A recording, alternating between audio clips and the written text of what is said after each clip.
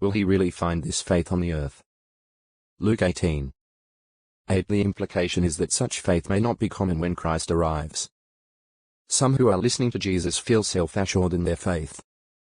They trust in themselves that they are righteous, whereas they look down on others. To such ones, Jesus directs this illustration. Two men went up into the temple to pray, the one a Pharisee and the other a tax collector. The Pharisee stood and began to pray these things to himself, "O God, I thank you that I am not like everyone else. Extortioners, unrighteous, adulterers, or even like this tax collector. I fast twice a week. I give the tenth of all things I acquire." Luke 18:10-12. Two great needs. Prayer and humility. Luke 18:1-14, 220. The Pharisees are known to make public displays of their seeming righteousness. They do so to impress others. The usual occasions for their self-imposed fasts are on Mondays and Thursdays, the days large markets are busy, when many will see them. And they scrupulously pay a tithe of even small plants. Luke 11:42. A few months earlier, they expressed their contempt for the common people, saying, "This crowd who do not know the law according to the Pharisees' view are accursed people." John 7:49. Jesus continues his illustration. But the tax collector, standing at a distance, was not willing even to raise his eyes heavenward but kept beating his chest, saying, "O God, be gracious to me, a sinner." Yes, the tax collector humbly acknowledges his shortcomings. Jesus concludes, "I tell you, this man went down to his home and was proved more righteous than that Pharisee. Because everyone who exalts himself will be humiliated, but whoever humbles himself will be exalted." Luke 18:13-14. Thus Jesus makes clear the need to be humble. That is beneficial counsel for his disciples, who have been reared in a society in which the self-righteous Pharisees stress position and rank. And it is valuable counsel for all of Jesus' followers. Illustration of the persistent widow, the Pharisee and the tax collector. Jesus makes what point in his illustration of the unrighteous judge who grants the widow's request? What faith will Jesus look for when he arrives? Jesus' followers need to avoid what attitude common among the Pharisees. 94:221. From Galilee, Jesus and his disciples cross the Jordan River and take the route southward through Perea. When Jesus was last in Perea, he had stated for the Pharisees the divine standard on divorce. Luke 16:18. Now they raised that subject to test Jesus. Moses wrote that a woman could be divorced over something indecent on her part. Deuteronomy 24:1. There are differing views as to what constitutes grounds for divorce. Some believe that rather minor issues are included. So the Pharisees ask, is it lawful for a man to divorce his wife on every sort of grounds? Matthew 19:3. Rather than appeal to human opinion, Jesus masterfully refers to God's design of marriage. Have you not read that the one who created them from the beginning made them male and female and said, "For this reason a man will leave his father and his mother and will stick to his wife, and the two will be one flesh. So that they are no longer two, but one flesh. Therefore, what God has yoked together, let no man put apart." Matthew 19:4-6. When God instituted marriage between Adam and Eve, he did not make provision for dissolving their marriage. The Pharisees take issue with Jesus, saying, "Why, then, did Moses direct giving a certificate of dismissal and divorcing her?" Matthew 19:7. Jesus tells them, "Out of regard for your hard-heartedness, Moses made the concession to you of divorcing your wives, but that has not been the case from the beginning." Matthew 19:8. That beginning was not in Moses' day. It was when God originated marriage in Eden. Then Jesus presents an important truth. "I say to you that whoever divorces his wife, except on the grounds of sexual immorality Greek, Paul Middle.Nea, and marries another commits adultery." Matthew 19:9. Sexual immorality is thus the only scriptural grounds for divorce. The disciples are moved to say, if that is the situation of a man with his wife, it is not advisable to marry. Matthew 19:10. Clearly, one contemplating marriage should consider it to be permanent. Regarding singleness, Jesus explains that some are born eunuchs, being incapable of marital relations. Others are made eunuchs, becoming disabled sexually. Yet, some suppress their desire to enjoy sexual relations. They do so in order to focus more fully on matters relating to the kingdom. Let the one who can make room for singleness make room for it, Jesus urges his listeners. Matthew 19:12. People now begin to bring their young children to Jesus. However, the disciples scold the people, likely wanting to keep Jesus from being bothered. On seeing this, Jesus becomes indignant and says to them, "Let the young children come to me. Do not try to stop them, for the kingdom of God belongs to such ones. Truly I say to you, whoever does not receive the kingdom of God like a young child will by no means enter into it." Mark 10:14-15.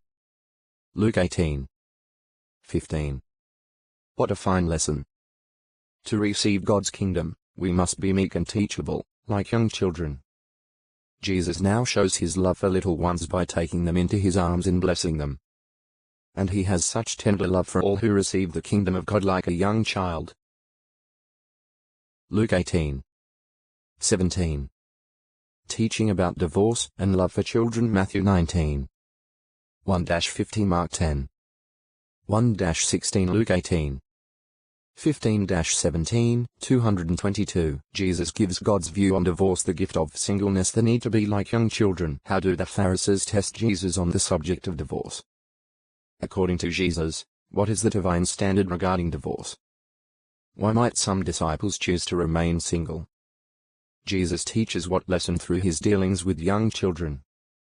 95:223. Jesus is still traveling through Perea toward Jerusalem. A rich young man runs up to him and falls down on his knees before him. The man is one of the rulers, perhaps serving as a presiding officer in a synagogue or as a member of the Sanhedrin. "Good teacher," he inquires, "what must I do to inherit everlasting life?" Luke 8:41. 18. 24:20. Why do you call me good? Jesus replies, "Nobody is good except one, God." Likely the young man uses good as a formalistic title, which is what the rabbis do. Although Jesus is good at teaching, he lets the man know that as a title, good belongs only to God. If, though, you want to enter into life, observe the commandments continually, Jesus advises him. So the young man asks, "Which ones?" Jesus cites 5 of the 10 commandments. About murder, adultery, stealing, bearing false witness, and honoring one's parents. Then he adds a more important commandment. You must love your neighbor as yourself. Matthew 19:17-19. I have kept all of these, the man answers. What am I still lacking? Matthew 19:20. He may feel that he is lacking some good, heroic act that will qualify him for everlasting life.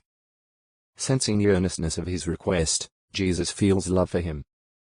Mark 10:21. However, the man has an obstacle before him.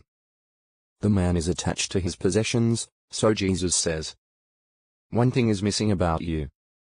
Go, sell what things you have and give to the poor, and you will have treasure in heaven.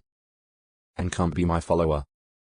Yes, the man could distribute his money to the poor, who cannot repay him, and become a disciple of Jesus. But likely with pity, Jesus sees him rise and turn. Jesus answers a rich young ruler. Matthew 19:16-30. Mark 10:17-31. Luke 18:30. 224. Away sad. The man's attachment to wealth, to his many possessions, blinds him to true treasure. Mark 10:21-22. Jesus says, how difficult it will be for those having money to make their way into the kingdom of God.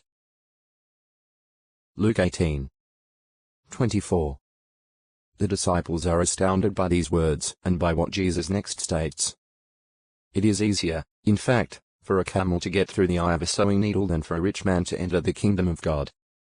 That moves the disciples to ask, who possibly can be saved? is being saved so challenging that it is beyond a man's reach? Jesus looks straight at them and replies, "The things impossible with men are possible with God." Luke 18. 25-27. Peter points out that they have made a choice different from that of the rich man, saying, "Look, we have left all things and followed you. What, then, will there be for us?" Jesus mentions the final outcome of their right choice. In the recreation, when the Son of Man sits down on his glorious throne, you who have followed me will sit on 12 thrones, judging the 12 tribes of Israel. Matthew 19. 27-28. Clearly, Jesus has in mind the future time on earth when there will be a recreation of conditions that existed in the Garden of Eden. Peter and the other disciples will be rewarded by ruling with Jesus over that earthly paradise, a reward truly with any sacrifice they may make. Yet the rewards are not all future. His disciples experience some right now. There is no one who has left house or wife or brothers or parents or children for the sake of the kingdom of God, Jesus states, who will not get many times more in this period of time, and in the coming system of things, everlasting life. Luke 18. 29-30. Yes, wherever his disciples go, they can enjoy a brotherhood with fellow worshippers that is closer and more precious than that enjoyed with natural family members. Sadly, it seems that the rich young ruler is going to lose out on that blessing as well as the reward of life in God's heavenly kingdom. Jesus adds, "But many who are first will be last and the last first." Matthew 19. 30. What does he mean? The rich young ruler is among the first, being among the leaders of the Jews. As an observer of God's commandments, he shows much promise and much might be expected of him. Yet he is putting riches and possessions ahead of all else in life. In contrast, the common people of the land see in Jesus teaching the truth and the way to life. They have been last, so to speak, but they are now coming to be first. They can look forward to sitting on thrones in heaven with Jesus and ruling over the paradise earth. A rich man asks about everlasting life. What kind of man approaches Jesus? Why does Jesus object to being called good? What rewards does Jesus promise his followers? How did the first become last and the last, first? 96, 225. Jesus has just told his listeners in Perea that many who are first will be last and the last first. Matthew 19. 30. He underscores this statement with an illustration about workers in a vineyard. The kingdom of the heavens is like the master of a house who went out early in the morning to hire workers for his vineyard. After he had agreed with the workers for a denarius a day, he sent them into his vineyard. Going out also about the third hour, he saw others standing unemployed in the marketplace. And to those he said, "You too go into the vineyard, and I will give you whatever is fair." So off they went. Again he went out about the 6th hour and the 9th hour and did likewise. Finally, about the 11th hour, he went out and found others standing around, and he said to them, "Why have you been standing here all day unemployed?" They replied, "Because nobody has hired us." He said to them, "You too go into the vineyard." Matthew 20. 1-7. Jesus' listeners likely think of Jehovah God when they hear mention of the kingdom of the heavens and the master of a house. The scriptures present Jehovah as the owner of a vineyard, which represented the nation of Israel.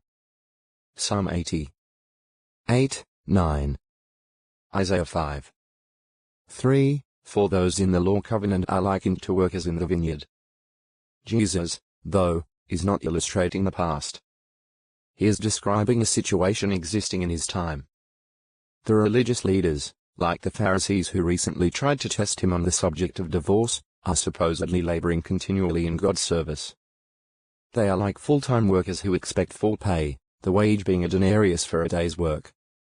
The priests and others in this group consider the common Jews as serving God to a lesser extent, like part-time laborers in God's vineyard. In Jesus' illustration, these are the men who are employed about the 3rd hour 9, midnight or later in the workday. At the 6th, 9th, and finally the 11th hour 5, midnight. The men and women who follow Jesus are viewed as accursed people. John 7. 49. For most of their lives, they have been fishermen or other laborers. Then, In the fall of 29 CE, the master of the vineyard sent Jesus to call these lowly people to labor for God as